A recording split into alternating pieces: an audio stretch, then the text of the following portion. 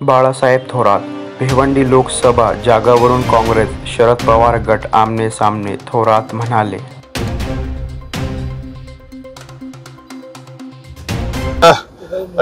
कधी कधी विधान भवनाच्या परिसरामध्ये एकमेकाला आम्ही एकत्रच असतो आणि एकत्र भेटतोय. त्यावेळेस कोणतरी आपण एक गंमत जी करायची असती ती केलेली असती. हसत खेळत काही गोष्टी असतात, सगळंच काही गंभीर नसतं. हे हसत खेळत केलेला एक विनोद आहे त्यांचा, याच्यापेक्षा वेगळं काही नाही. एकूणच आता महाविकास आघाडीचं जागा वाटपाचा तिढा अजून सुटत नाही. भिवंडी लोकसभा त्यामध्ये कळीचा मुद्दा ठरलेला आहे.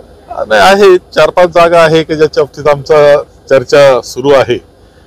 असं असतं की शेवटी आम्ही 3 पक्ष आहोत, आमचे मित्र पक्ष आहेत.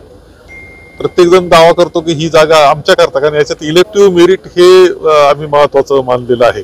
जागांची संख्या कोणाला किती याच्यापेक्षा कोण निवडून येईल, तिथं कोणाचा उमेदवार निवडून येईल याच्यावर आम्ही जास्त भर दिलेला असल्यामुळं आमचा आग्रह आहे की काँग्रेसला ही जागा अत्यंत चांगली आहे, आमचा उमेदवार विजय होऊ शकतो आणि म्हणून आम्ही ही जागा मागतो आहोत.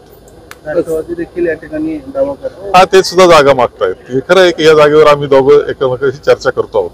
माननीय राहुलजी गांधी यांची न्याय यात्रा सुरू आहे आणि 12 तारखेला ती नंदुरबारमध्ये प्रवेश करते आहे. नंदुरबारच्या शहरामध्ये त्यांचा पहिलं स्वागत होणार आहे.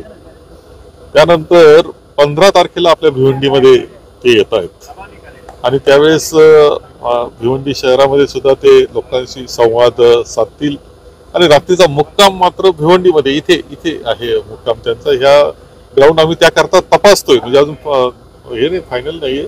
आणि इथून पुढे ते ठाण्यामध्ये जातील. ठाण्यामध्ये ते लोकांशी संवाद साधणार आहेत. नंतर ते मुलुंड मार्गे चैत्यभूमीला 16 तारखेला संध्याकाळी यात्रेचा समारोप होणार आहे. 17 तारखेला एक सभा होणार आहे. आघाडीच्या आमच्या सर्व मित्रांना आम्ही विनंती केलेली आहे सहभागी होण्याकरता आणि एक मोठी सभा त्यांची 17 तारखेला